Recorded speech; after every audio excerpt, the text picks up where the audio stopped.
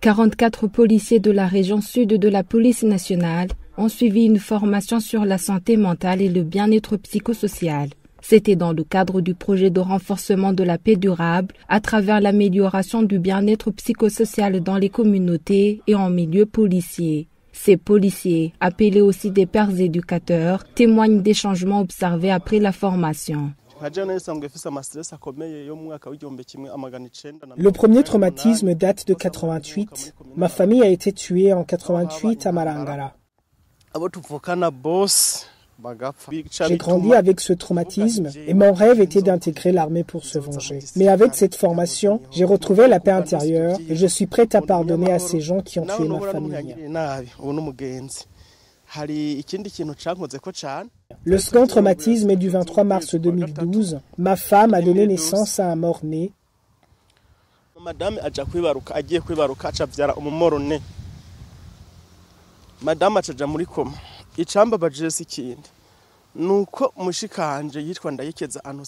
Et ma sœur Annonciate Ndaikeza, qui venait l'aider, a eu un accident et elle est morte sur le champ. Ce qui me faisait plus mal, c'était de perdre mon enfant et ma sœur qui étaient déjà à l'université, alors qu'elle venait voir ma femme hospitalisée. La première personne à témoigner de mon changement, c'est ma femme, car je devenais insupportable chaque fois que je me rappelais de la mort de mon enfant et de ma sœur, et aussi de la crise de 88.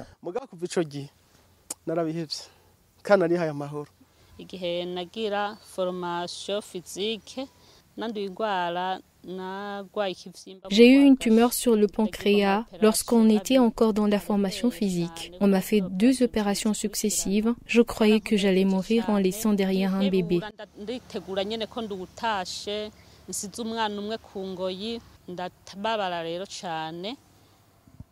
J'ai commencé à regretter pourquoi j'ai choisi le métier de policière alors que j'avais été recrutée dans l'enseignement. J'ai tellement regretté jusqu'à me dire que je démissionnerai aussitôt que je serai rétablie. Il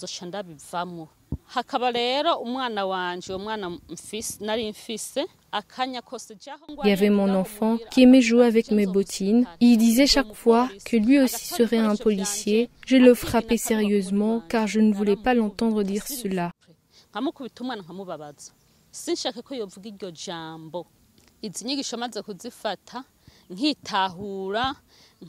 Cette formation m'a aidé à me comprendre et à réaliser que j'étais injuste envers mon enfant. Même si on reprenait les formations, je suis prête à y retourner car j'ai compris que c'était un mal nécessaire, que je pouvais attraper la maladie même ailleurs.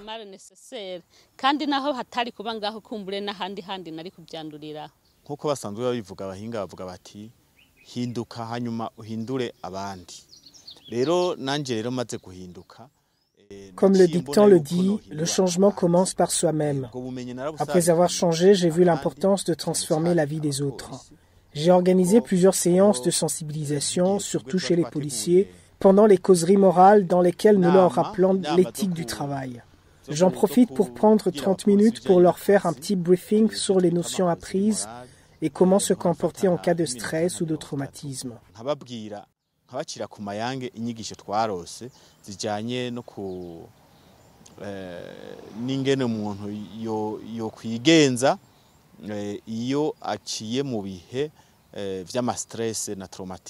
Le commissaire régional au sud du pays se dit satisfait des résultats déjà apportés par le projet Paix et Santé Mentale. Il précise que le projet a amené un grand soulagement au milieu policier. La grande réalisation, c'est que ces pères éducateurs ont tenu des réunions, ils ont donné des conseils aux policiers qui se comportaient mal, aux policiers qui avaient des problèmes familiaux, des problèmes de tout consort.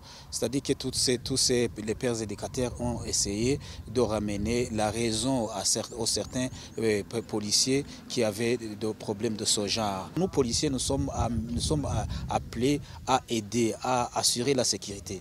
Donc, il faut que le policier soit équilibré et puisse avoir a un équilibre mental, comme ça, il peut aider les autres, il peut vaquer à ses activités normalement. C'est pourquoi la santé mentale, c'est un atout que le policier a besoin. Financé par le Fonds des Nations Unies pour la consolidation de la paix, à travers le bureau du PNUD au Burundi et CORD, ce projet Paix et Santé mentale est piloté par le ministère de l'Intérieur, de la Sécurité publique et du Développement communautaire. Il intervient dans 3 provinces pilotes, à savoir Makamba, Rumonge et Rutana.